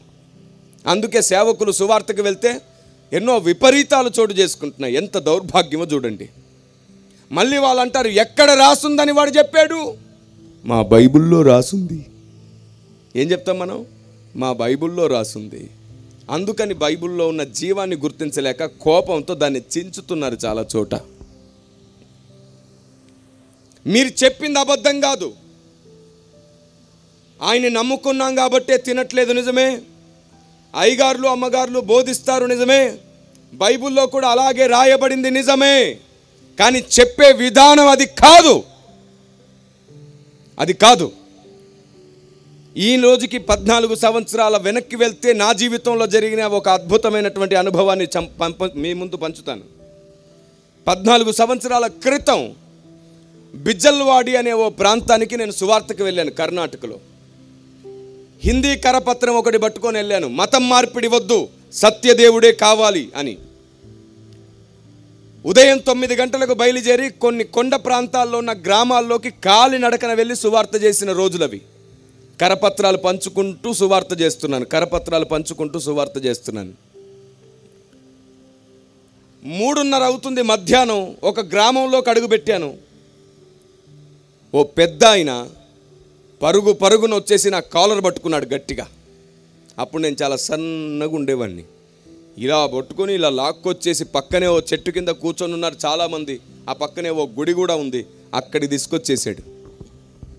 ఎరా, మా దేశాన్ని బాగా ఉండనివ్వరా? ఆచారాలు మారుస్తారు, సాంప్రదాయాలు మారుస్తారు, మా దేశాన్ని పాడు చేస్తున్నారు, మీరు మతం మారుస్తున్నారు అన్నాడు ఆయన. వినండి జాగ్రత్తగా. నేనేమన్నానంటే, లేదు మేము మతాన్ని మార్చము, ఆచారాలు సాంప్రదాయాలు మార్చము, మాకు బైబిల్ అలాంటి విషయం మీద ఆజ్ఞ ఇవ్వలేదు. ఆచారాలు మార్చమని, మతం మార్చమని, సాంప్రదాయం మార్చమని బైబిల్ చెప్పనే లేదు. మరి చెప్పకుండా ఇవన్నీ ఎలా మారుస్తున్నారు అన్నాడు కోపంగా. అప్పుడు నేను అన్నాను, ఇప్పటి వరకు ఏ మతం ద్వారా కానీ, ఏ రాజకీయ పార్టీ ద్వారా కానీ, ఏ సేవా సంస్థ ద్వారా కానీ, ఏ పోలీస్ వ్యవస్థ ద్వారా కానీ ఇంతవరకు తాగుబోతులు మారలేదు, నరహంతకులు మారలేదు, శాడిస్టులు మారలేదు, పేకాటగాళ్ళు మారలేదు, మంత్రగాళ్ళు మారలేదు. కానీ బైబిల్ పట్టుకొని ఎందరో దొంగలు మారారు, ఎందరో వ్యభిచారులు మారారు, ఎందరో నరహంతకులు మారారు, మంత్రగాళ్ళు మారారు, శాడిస్టు మగుళ్ళు మారారు, పేకాటగాళ్ళు మారారు. బ్రతుకులను మార్చిన గ్రంథం ఇది, మతాన్ని మార్చే గ్రంథం కాదు. ఏ మతంలోనైనా ఉండు, ఏ సాంప్రదాయంలోనైనా ఉండు, కానీ ఈ సమస్త సృష్టిని చేసిన ఒక్కడైన దేవుణ్ణి తెలుసుకో. ఇదే మా సువార్త. ఆ ఒక్కరిని తెలుసుకో, ఆ ఒక్కరిని ప్రేమించు, ఆ ఒక్కరికి నచ్చినట్లే బ్రతకడం అలవాటు చేసుకో. అప్పుడు ఏం మారాలో మారకూడదో నీకే అర్థమైపోతుంది. మేం మారమంటే కోపం, ఆయన్ని ప్రేమించి ఆయనకు నచ్చినట్లు ఉండమంటే కోపమే అక్కర్లేదుగా. ఈ సమస్త సృష్టిని చేసిన దేవునికి అనుకూలంగా బ్రతకడం నేర్చుకో చాలు అనేది మా బోధ, మా సువార్త. దేవునికి స్తోత్రం కలుగునుగాక. ఇదే మాట ఆయనతో చెప్పాను. ఆయన అన్నాడు, సరేలే కానీ మేము ప్రేమతో పెడితే ఏం తినడం చేత కాదు మీకు అన్నాడు. నేనన్నాను, 3:30 అవుతుంది, అప్పటికే ఆకలి అవుతుంది. ఆ పల్లెల్లో ఎక్కడ చూసినా టీ స్టాళ్ళు తప్ప భోజనం హోటళ్ళు లేవు. అందరు ఇంట్లో తినడం అలవాటు అంట వారికి. ఏం చేసేది? అక్కడ అందరూ జొన్న రొట్టెలు తింటూ ఉంటారు చాలామంది. నేనన్నాను, ప్రేమగా ఏదో పెడతానంటున్నావు, నాకు చాలా ఆకలిగా ఉంది, పెట్టు, నువ్వేం పెట్టినా తింటానన్నాను. ఆయన అన్నాడు, నిజంగా నేనేం పెట్టినా తింటావా? తింటానండి, పెట్టమన్నాను. పక్కనే ఉన్న గుడిలోకి పరిగెత్తాడు ఆయన. స్పీడ్గా ఆ గుడిలోకి వెళ్ళిపోయి ఇంత కొబ్బరి ముక్క తీసుకొచ్చేసాడు. అప్పటి వరకు ప్రతి ప్రశ్నకు జవాబు చెప్పిన నేను, ఆయన గుడిలోకి వెళ్ళగానే నా నోట్లో తడారిపోయింది. తీసుకొచ్చి నా చేతిలో కొబ్బరి ముక్క పెట్టాడు. నా చేయి గడ వణుకుతుంది. ఆయన అన్నాడు, ఎటు పోయింది? ఇప్పటిదాకా మాట్లాడావు గలగల, ఇప్పుడు మాట్లాడన్నాడు.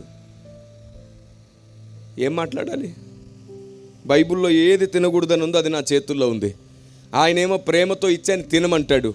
ఏ లాజిక్ను బట్టి నేను దాటకూడదు, లేఖనం ఉంది అక్కడ. ఏం చెయ్యాలి? కళ్ళు మూసుకొని ప్రార్థన చేయడం ప్రారంభించా. దీనికి కూడా ప్రార్థన చేస్తావా అని గట్టిగా అరిసాడు. గట్టిగా అరిసాడు. నేను అలాగే పట్టుకొని ప్రార్థన చేశా, ప్రభువా ఏం చెయ్యాలి? ఇప్పుడు నాకు నచ్చింది చేస్తే నువ్వు అపార్థం అవుతావు. సరే, ఆయనకు నచ్చింది చేస్తే నేను లేఖనానికి విరుద్ధం అయిపోతా.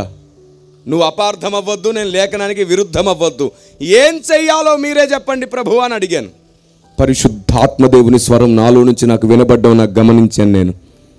కిరణ్ ధైర్యంగా ఉండు, నేను నీలో నుండి తనతో మాట్లాడబోతున్నాను, తన ఇంటికి రక్షణ రాబోతుంది.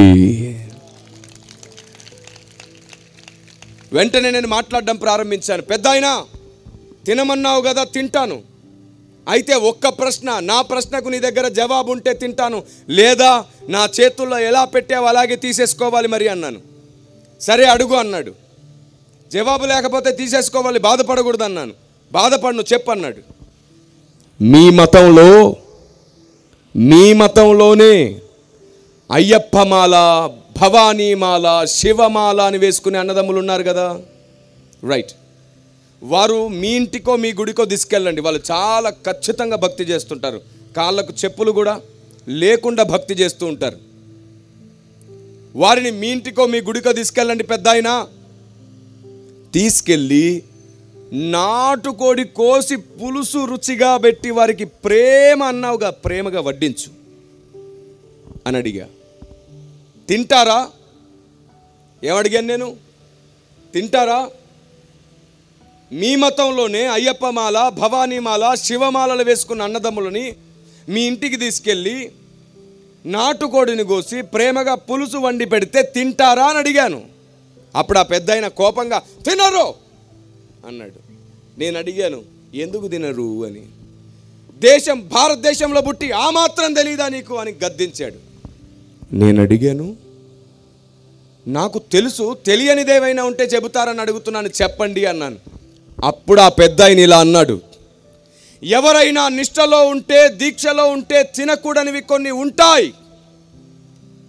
నేనన్నాను, మరి తినకూడని ఎవరైనా పెడితే పెట్టిన వాడికి వాడి పిల్లలకు శాపం. మళ్ళీ నేను అన్నాను, ఒకవేళ తింటే తిన్నవాడి దీక్ష పాడైపోతుంది. అప్పుడు అన్నాను నేను, పెడితేనేమో శాపం వస్తుంది, తింటేనేమో దీక్ష పాడవుతుంది అంటున్నావు. 21 రోజు 41 రోజు దీక్షలో ఉంటేనే, నిష్టలో ఉంటేనే తినకూడనివి కొన్ని ఉంటాయని, పెడితే శాపం వస్తుందని, ఒకవేళ తింటే దీక్ష పాడైపోతుందని అంటున్నావే. మరి క్రైస్తవుడు బాప్తిసం ద్వారా జీవితకాలం నిష్టలో, దీక్షలో బతుకుతున్నాడు. మేము కూడా తినకూడనివి 2 ఉన్నాయి. ఒకటి విగ్రహముల ముందు బలిగా అర్పించింది, 2 నైవేద్యములుగా సమర్పించింది. అది తింటే మా నిష్ట పాడైపోతుంది, మా దీక్ష పాడైపోతుంది. దీక్ష పాడైపోతుంది, నిష్ట పాడైపోతుందనే మీ ప్రసాదం తినట్ల మేము. కానీ మీ ఇంటికి పిలిచి మీ కారంతో భోజనం పెట్టిన సంతోషంగా భోజనం చేస్తాం, మేము సంతోషంగా భోజనం చేస్తాం. ఇది క్రైస్తవ్యం. దేవునికి స్తోత్రం కలుగును గాక. ఇప్పుడు చెప్పండి, బలులు ప్రస్తావనలో, ప్రసాదం ప్రస్తావనలో మనం ఎందుకు ముట్టట్లేదు? మతం మారేమనా? ఆచారాలు సాంప్రదాయాలు మార్చుకున్నామా? లేదు లేదు, మేము నిష్టలో ఉన్నాం. తినకూడనివి 2 ఉన్నాయి, మేము అందుకే తినట్లేదు. అప్పుడు వెంటనే ఆ పెద్ద ఆయన ఏమన్నాడో తెలుసా? సరే నిష్టలో ఉన్నారు కదా అని దగ్గరకు వచ్చేసి నాకు ముందు అన్నాడు, నువ్వు నిష్టలో ఉన్నది నిజమైతే నన్ను క్షమించు. పెద్దలు ఎవరి దీక్షలు పాడు చేయకూడదని మాకు నేర్పించారు, కాబట్టి నీ దీక్ష కూడా నేను పాడు చేయనని కొబ్బరి ముక్క తీసేసుకున్నాడు ఆయన. Praise the Lord. తీసేసుకొని ఏమన్నాడు తెలుసా? ఆకలి అవుతుందన్నావు కదా, ఇంటికి వస్తావా, భోజనం పెడతానన్నాడు. పెద్దలు నేర్పించారు ఆకలితో వచ్చిన వాడికి భోజనం పెట్టాలని. అలా పెడితే ఆయనకు పెట్టినట్టే మాధవ సేవే మానవ సేవ అని నమ్మారు మన దేశం. దేవునికి స్తోత్రం కలుగును గాక. Praise the Lord. నిజంగా పెద్ద ఆయన ఇంటికి తీసుకెళ్ళి వేడివేడిగా అన్నం వండి నాకు ఆయన చేతులతో ప్రేమగా వడ్డించి తిన్న తర్వాత వెళ్తుంటే దీక్షలో ఉన్నానన్నావు కదా, నన్ను దీవించబో అన్నాడు. వాళ్ళ నమ్మకం అది. నేను వెంటనే కళ్ళు మూసుకొని దీవించాను. రక్షణ వస్తుందన్నావు కదా, వచ్చుగాక అని ప్రార్థించాను. 6 నెలల తర్వాత నేను నా చేతులతో ఆయనకు బాప్తిసం ఇచ్చాను. దేవునికి స్తోత్రం కలుగును గాక. వాళ్ళ కొడుకు బాప్తిసం తీసుకున్నాడు. మొన్న కరోనాలో చనిపోయాడు పాప మా పెద్ద ఆయన. దేవుని ప్రజ, మనకు నచ్చింది మాట్లాడితే ఆత్మల రక్షణ జరగదు. మనకు నచ్చింది మాట్లాడితే లోకానికి ఆవేశం వస్తుంది. కానీ సువార్త అంటే ఆవేశం వచ్చేటట్లు చేసేది కాదు, ఆలోచన కలిగేటట్లు మాత్రమే చేయాలి. మనం చెప్పేది ఒక్కసారి రైట్ అని వాళ్ళకి అనిపించినా మిగతాది ఆత్మదేవుడే చేసుకుంటాడు.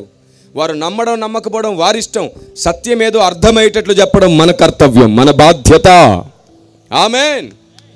ఇలాంటి ఎన్నో సమాధానాలతో నేను ప్రపంచంలోనికి వెళ్తుంటే సాతాను నన్ను ఎక్కడో చోట ఆపివేయాలని, వాడు డైరెక్ట్గా సబ్జెక్టు ద్వారా నా ముందుకు రాలేక నన్ను బ్యాడ్ చేయాలని, నా వ్యక్తిత్వాన్ని పాడు చేయాలని, నా క్యారెక్టర్ మీద మచ్చ వేయాలని, ఇలా చేస్తేనైనా క్రైస్తవులు ఈ సత్యాన్ని వినరేమో అనుకుంటున్నాడు. క్రైస్తవులు ఏమైనా పిచ్చోళ్ళ?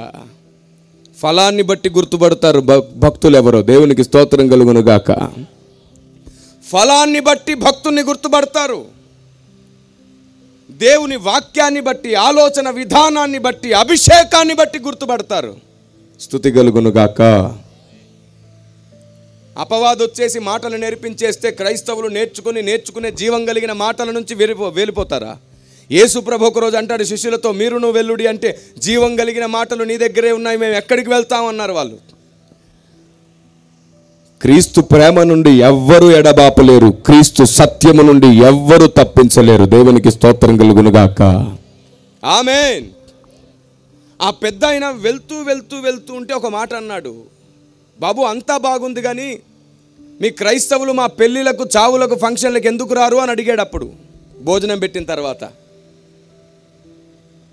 ఇదే సమస్య అంట. ఇప్పటికి వాళ్ళు అనుకుంటున్నారు, మమ్మల్ని ఎందుకు మీతో కలవనివ్వరు, మీరెందుకు మాతో కలవరు అంటున్నారు లోకం. బైబిల్లో ఒక్కసారి కూడా రాయబడలేదు క్రైస్తవుడు యేసు ప్రభువుని నమ్మని వాళ్ళ పెళ్లిళ్లకు, చావులకు, ఫంక్షన్లకు వెళ్ళకూడదనే మాట బైబిల్లో ఒక్కసారి కూడా లేదు. ఒక్కసారి కూడా. మిడిమిడి జ్ఞానంతో ఏది పడితే అది ఒకనాటి పెద్దలు చెప్పేశారు, నమ్మేశాం. పెద్దలు చాలా గొప్ప వాళ్ళే, కానీ ఈ విషయంలో మిడిమిడి జ్ఞానం ప్రదర్శించారు. ఏమో సాతాను వారిని మోసం చేసి ఉండవచ్చు. దేవుని ప్రజ, అది తప్పు. బైబిల్లో ఒక్కసారంటే ఒక్కసారి కూడా రాయబడలేదు. వాస్తవానికి యూదులు ఉన్నారు బైబిల్లో. వారు ఎవరి పెళ్ళిళ్ళకు, చావులకు, ఫంక్షన్లకు వెళ్ళరు, ఎవరిని వారి పెళ్ళిళ్ళకు, ఫంక్షన్లకు పిలవరు. అది యూదుల సాంప్రదాయం, అది యూదుల ఆచారం. దాన్ని తీసుకొచ్చి క్రైస్తవ్యానికి పులిమేశారు చాలామంది పెద్దలు. మీరు చెప్పండి, మీరు అందరు యూదులా? యేసు ప్రభు యూదుల్లో నుండే వచ్చాడు, కానీ మనం క్రీస్తులో నుండి వచ్చాం. క్రీస్తు సిలువ యజ్ఞం వలన పుట్టాం మనం. దేవునికి స్తోత్రం కలుగును గాక. మనం యూదులం కాదు, మనం క్రైస్తవులం. ఏడ్చేవారితో ఏడవమన్నాడు, నవ్వేవారితో నవ్వమన్నాడు నా ప్రభు. క్రీస్తుని ఎరగని వాళ్ళ పెళ్ళిళ్ళకు, చావులకు, ఫంక్షన్లకు వెళ్ళకూడదని కాదు, లోక మర్యాద నువ్వు అనుసరించొద్దని అన్నాడు. నువ్వు చీకటితో పొత్తు పెట్టుకోవద్దన్నాడు. అంతేగాని వారితో కలిసి ఉండకు, ప్రేమగా ఉండకు, ఆప్యాయతగా ఉండకని చెప్పలేదు బైబుల్. పైపెచ్చు దిగంతములకు, భూదిగంతములకు అందరి దగ్గరికి నిన్ను వెళ్ళమని చెప్పింది బైబుల్. అందరికీ సువార్తను ప్రకటించడానికి వెళ్ళమనింది. పెళ్ళిళ్ళకు, పేరెంటాలకు, ఫంక్షన్లకు వెళ్లకుండా నీ బంధువులకు నువ్వు శత్రువై ఇప్పుడు సువార్త చెప్తే నమ్ముతున్నారా? ఎంతమంది బంధువుల్ని పోగొట్టుకున్నావు, ఎంతమంది స్నేహితుల్ని పోగొట్టుకున్నావు. వాళ్ళకు ఉన్నదే ఒకటి, ఏంటంటే ఫంక్షన్లకు రాకపోతే అలుగుతారు, బాధపడతారు. పెళ్ళిళ్ళకు వెళ్ళకపోతే ఫీల్ అవుతారు, బాధపడతారు. ఆ తర్వాత నీ మాట వింటారా? ఎందరినో శత్రువులుగా మార్చుకొని వీధుల్లో పడి సువార్త చేస్తున్నావు. ముందు నీ వాళ్ళకు సువార్త చేయి ఫస్ట్. ఎలా చేస్తావు? బైబిల్లో ఒక్కసారి కూడా రాయబడలేదు. ఇలాంటి విషయాన్ని ఒకసారి సేవకుల సదస్సులో బోధ చేశాను నేను. అప్పుడు ఒక పాస్టరమ్మ గారు నన్ను ఒక ప్రశ్న అడిగారు. కిరణ్ పాల్ గారు, మీరు చెప్పింది కరెక్టే. తెలిసి తెలియని ఆలోచనతో ఎందరికో శత్రువులమయ్యాం, మన బంధువుల్ని పోగొట్టుకున్నాం. ఇక మీదట జాగ్రత్త పడాలని మాకు ఉంది. కానీ ఒక్క ప్రశ్న అన్నారు. ఏమిటి ఆ ప్రశ్న అని అడిగాను. ఆవిడేమనిందో తెలుసా? ఇది చెప్పి నేను ఈరోజు మీకోసం ప్రార్థన చేస్తాను. ఆవిడేమనిందంటే, మా బాబాయ్ గారు చనిపోయినప్పుడు నేను వెళ్ళానండి చావుకి. ఈ వంట చేసేవాళ్ళు ఎలా చేస్తారో చూద్దామని అక్కడికి వెళ్ళానండి. తీరా చూస్తే అక్కడ పొయ్యికి పూజ చేసి ఉంది. ఆ పొయ్యి మీద వంట చేస్తున్నారు సార్.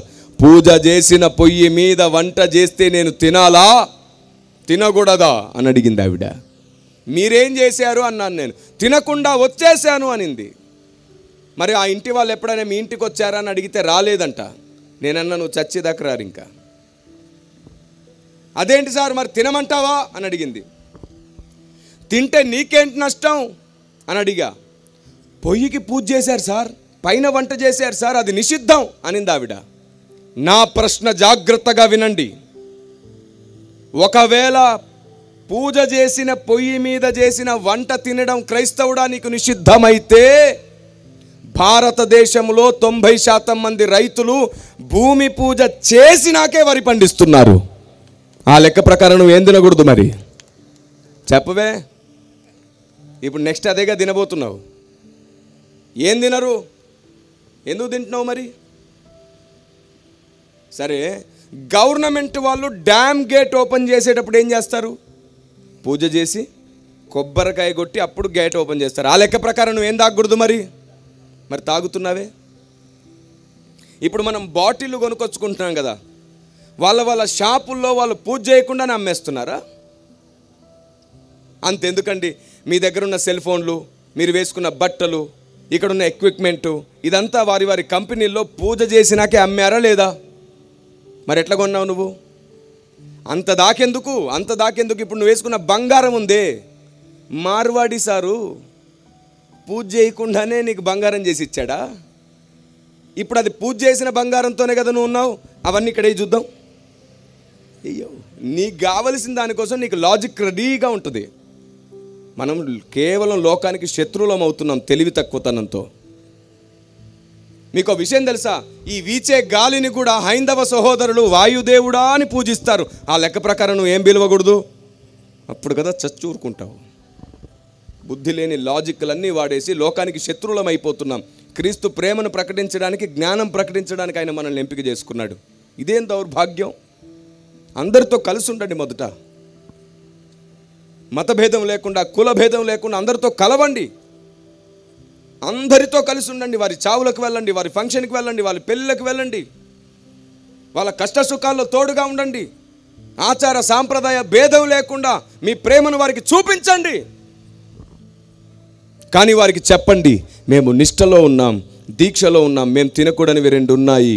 క్రైస్తవుడు బాప్తిజం ద్వారా నిష్టలో, దీక్షలో బతుకుతున్నాడు. కాబట్టి మేము 2 తినకూడదు. మీ పెళ్ళిళ్ళకి వచ్చిన, ఫంక్షన్కి వచ్చిన, పేరంటానికి వచ్చిన బలిగా అర్పించింది పెట్టకండి, నైవేద్యంగా అర్పించింది పెట్టకండి. మీరు ఇంకా ఏది పెట్టినా మేము ప్రేమతో భోజనం చేస్తామని చెప్పి చూడండి. మీరు అర్థమయ్యేటట్లు మీ భక్తిని చెబితే నా దేశం మిమ్మల్ని గుండెల్లో పెట్టి చూసుకుంటుంది. అది నా దేశం అంటే, మేరా భారత్ మహాన్ అని అందుకు నేను చెప్తాను గట్టిగా. ఆమేన్. అర్థమయ్యేటట్లు చెప్పి చూడండి భారతదేశానికి. క్రైస్తవుడు అపార్థం అవ్వడు, సువార్తకు ఆటంకం జరగదు. అది చేద్దామనే ఇంకో 2.5 సంవత్సరాల్లో భారతదేశం అంతా దండయాత్ర చేయబోతున్నాను.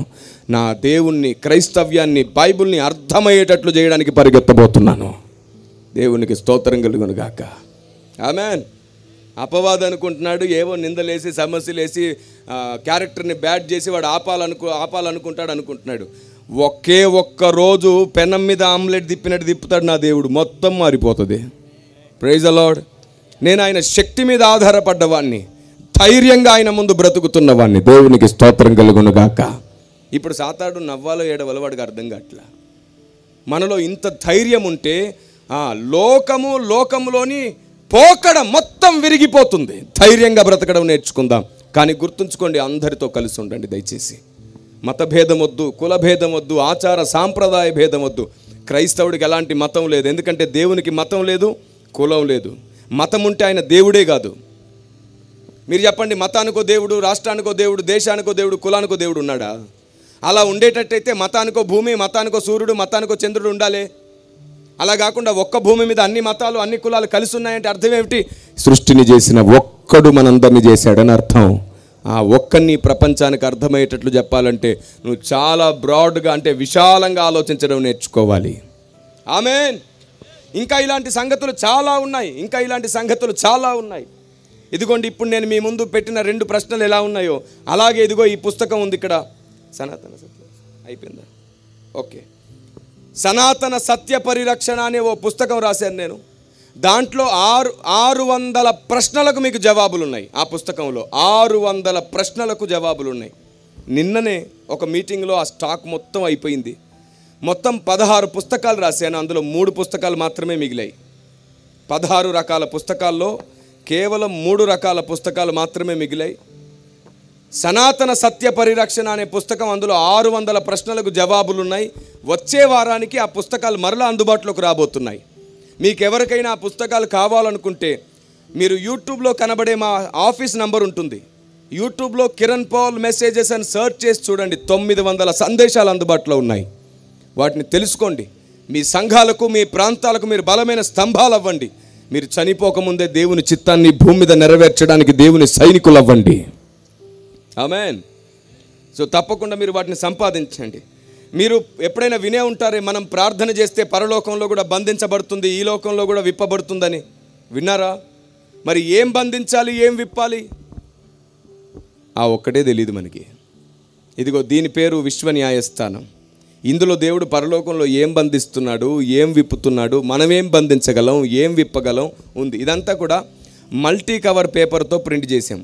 అంటే మల్టీ కవర్ పేపర్తో అంటే దీంట్లో ఇలాగా ప్రతి వాక్య మర్మాన్ని మీరు అర్థం చేసుకోవడానికి వీలుగా ఎన్నో బొమ్మలు ప్రింట్ చేయబడి ఉన్నాయి అన్నమాట. ఏమండి? ఎన్నో బొమ్మలు ప్రింట్ చేయబడి ఉన్నాయి. అంటే మీకు ఈజీగా అర్థం అవ్వడానికి ఈ విధంగా ప్రింట్ చేశాం. కాబట్టి తప్పకుండా మీరు ఈ బుక్ని సంపాదించుకోండి. నా పుస్తకాలను ఇలాగే మల్టీ కవర్ పేపర్తో సందేశానికి అనుకూలంగా ఎన్నో బొమ్మలు, చిత్రాలు అక్కడ ఉంటాయి. ఎందుకంటే చిన్న పిల్లలకు కూడా దేవుని సత్యం అర్థం అవ్వాలి, చిన్న పిల్లలకు కూడా దేవుని ఆలోచన అర్థం అవ్వాలి. ఈ సోషల్ మీడియా ప్రపంచంలో మన అందరికీ ఫోన్లో అన్నీ జరిగిపోతున్నాయి. అన్నీ ఫోన్లోనే చూడడం అలవాటైపోయింది. ఇంత చూడడం అలవాటైన మనకు పుస్తకాలు చదవమంటే కుదరదు. ఎందుకంటే కొద్దిసేపటికే మన దృష్టి మళ్ళీపోతుంది. అందుకే మీరు చూస్తూ చదివేటట్లు మేము దీన్ని తయారు చేశాం. తప్పకుండా ఈ పుస్తకాలను మీరు సంపాదించండి.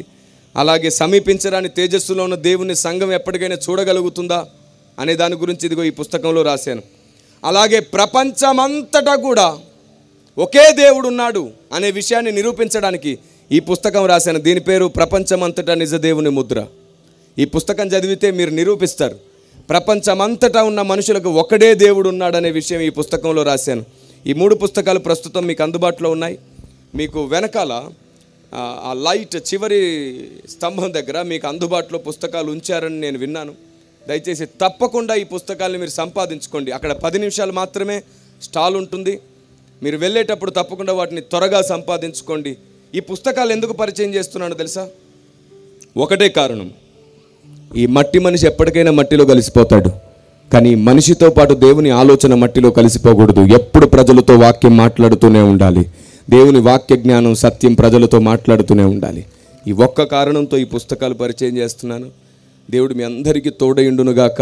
మరలా ప్రభు చిత్తమై మీ మధ్యలోనికి రావాల్సి వస్తే ఇంతకంటే మరి మిక్కిలి శ్రేష్టమైన సంగతులతో అవన్నీ మీకు అర్థమయ్యేటట్లు దేవుడు నడిపించునుగాక. అప్పటి వరకు దేవుడు మీకు మీ కుటుంబాలకు తోడయుండి మిమ్మల్ని నడిపించునుగాక. రెండు అందరూ లేచి నిలబడండి. ఓ చిన్న ప్రార్థన, ఓ తీర్మానంతో ఈ సభ ముగించుకుందాం. ప్రార్థన చేసుకుందాం. ఈ 1:20 నిమిషాల పాటు దేవుడు మనందరితో మాట్లాడిన ఈ సంగతులన్నిటి కొరకు ఒకసారి మన కుడి చేయి పైకెత్తి కృతజ్ఞతలు చెబుదామా? అందరూ చివరి వరకు అందరూ కుడి చేయి పైకెత్తండి. ప్రార్థన చేసుకుందాం. ఎవ్వరు మౌనంగా ఉండకండి, ఎవ్వరు మౌనంగా ఉండకండి. అందరం కలిసి దేవుని బ్రతిమాలుకుందాం. ప్రభువా, ఇక మీదట నాకు అర్థమైనట్లు నేను నీ గ్రంథాన్ని చదవను. నీవేది చెప్పాలనుకుంటున్నావు అది నాకు అర్థమయ్యేటట్లు చేయి ప్రభువా. నాకు సహాయం చేయి ప్రభువా. నేను చనిపోకముందే నీ చిత్తం ఏమిటో దాన్ని నెరవేర్చుట నాకు నేర్పించు ప్రభువా. ప్రభువా, నేను ఉంటుండగానే నీ ఆలోచన నాకు అర్థమయ్యేటట్లు చేయి ప్రభువా. ప్రభువా, నా పైన దయ చూపించు. నన్ను నేను నీ అధికారానికి నీ చేతికి అప్పగించుకుంటున్నాను అని అడగండి. ఎవ్వరు మౌనంగా ఉండకండి. ఇక మీదట ఆశీర్వాదాలు, దీవెనల కొరకు నేను పరిగెత్తాను ప్రభువా. నేనే ఆశీర్వాదం అవ్వడానికి నేను పరిగెడతాను. ప్రభువా, నాకు సహాయం చెయ్యండి అని అడుగుతారా? అందరూ అడగండి. ప్రభువా, నాకు సహాయం చెయ్యండి, నాకు ఆలోచన ఇవ్వండి, నాకు జ్ఞానం నేర్పించండి. ఈరోజు తర్వాత నుండి నీ చిత్తం ఏదో నాకు బోధించండి. ఇప్పటి వరకు మేము విన్నాం ప్రభువా, వీటన్నిటికీ మేము ఎంతో దూరంగా ఉన్నాం ప్రభువా. నీ ఆలోచన విధానం, నీ చిత్తం, నీ జ్ఞానానికి మేము ఎంతో దూరంగా ఉన్నాం. ఇప్పటి వరకు విశ్వాసంలో బలపడ్డాం, ఇప్పటి వరకు ఆత్మలో బలం పొందుతూ వచ్చాం. ఇప్పుడు జ్ఞానం పొందాలని అర్థమయ్యింది తండ్రి. సత్యము నుండి సర్వసత్యంలోనికి నడపడానికి వచ్చిన పరిశుద్ధాత్ముడా, సత్యంలో ఉన్నామని సంతోషపడ్డాం, కానీ సర్వసత్యంలోనికి వెళ్ళాలని ఈరోజు అర్థమయ్యింది ప్రభువా. అదే నాకు జీవమని, మహిమయని నాకు అర్థమయ్యింది. ఇంకా మిక్కిలి శ్రేష్టమైన సంగతులు నాకు బోధించి నన్ను తలగా మార్చు తండ్రి. అర్థం చేసుకునే ప్రత్యక్షత గల మనస్సు మాకు వరముగా ఇవ్వు అని అడగండి. అడగండి, అందరూ అడగండి, అందరూ అడగండి. సేవకులలో ఎవరో ఒకరు మన కోసం ఇప్పుడు ప్రార్థిస్తారు. ఈలోపు అందరూ అడగండి. సేవకులలో ఎవరో ఒకరు మన కోసం ప్రార్థిస్తారు. ఈలోపు అందరూ అడగండి. ప్రభువా, మాపై దయ చూపించి నీ వాక్యమును అర్థం చేసుకునే శక్తి మాకు ఇవ్వండి అని అడగండి. అందరూ అడగండి, ప్రతి ఒక్కరు అడగండి, అడగండి. మన కోసం ఒక్కరు ప్రార్థన చేస్తారు. ఏకీభవించండి. అందరూ అడగండి, ఎవ్వరూ మౌనంగా ఉండొద్దు. కళ్ళు మూసుకొని అందరూ అడగండి. ప్రభువా, నేను చనిపోకముందే నీ గ్రంథాన్ని, నీ సత్యాన్ని అర్థం చేసుకునేటట్లు నాకు జ్ఞానం ఇవ్వు. ఈ జీవితం ముగియక మునిపే ఈ భూమి మీద నీ చిత్తం నెరవేర్చడం నాకు నేర్పించు. 2 చేతులు పైకెత్తుదామా? ఏ చెయ్యి ఖాళీగా దిగకుండా ప్రతి చేతిని మీరు దర్శించండి ప్రభువా. ఇక మీదట ఆశీర్వాదాలు, దీవెనలు కొరకు కాక మేమే ఆశీర్వాదంగా మారాలనుకుంటున్నాం ప్రభువా. శ్రమల కోసం, ఆశీర్వాదాల కోసం, దీవెనల కోసం ఏడవడం మానేస్తాం. నీ గ్రంథంలో ఆశ్చర్యమైన సంగతులు చూచినట్లు మా కన్నులు తెరువు ప్రభువా అని అడుగుదాం. ఒక్కరు మన కోసం ప్రార్థన చేస్తారు. ఏకీభవిద్దామా? దయచేసి ఎవ్వరు మౌనంగా ఉండకండి, అందరం ఏకీభవిద్దామా? ఒక్కసారి అందరం ఏకీభవిద్దామా? ఎవ్వరు మౌనంగా ఉండకండి. అందరూ అందరూ అందరూ భారంగా బాధ్యతగా అడగండి. ప్రభువా, ప్రభువా మాకు సహాయం చేయండి. ప్రభువా మాకు సహాయం చేయండి. మా మనస్సును మార్చండి. మాకు ప్రత్యక్షత గల మనస్సునివ్వండి. ప్రభువా మాకు సహాయం చేయండి. ప్రభువా మాకు సహాయం చేయండి. ప్రభువా మాకు సహాయం చేయండి. ప్రభువా మాకు సహాయం చేయండి. ఒక్క నిమిషం బ్రతిమాలుకుందాం. అందరం ఒక్క నిమిషం బ్రతిమాలుకుందాం. నీవు ఆయన చిత్తాన్ని, రాజ్యాన్ని వెతికితే నీకు కావలసినవన్నీ నువ్వు అడగకుండానే ఆయన అనుగ్రహిస్తాడు. అడగకుండానే అనుగ్రహిస్తాడు. ఆయన తల్లి కంటే కమ్మనైన ప్రేమ గల దేవుడు, తండ్రి కంటే ఉన్నతమైన బాధ్యత గల దేవుడు. దేవుని ప్రజా వేడుకో, దేవుణ్ణి వేడుకో. ప్రభువా నా పైన దయ చూపించు. అడగండి, ప్రతి ఒక్కరు అడగండి, ప్రభువా నా పైన దయ చూపించు అని. ఎవరు మౌనంగా ఉండద్దు. అందరూ అడగండి, ప్రతి ఒక్కరు అడగండి, ప్రతి ఒక్కరు అడగండి.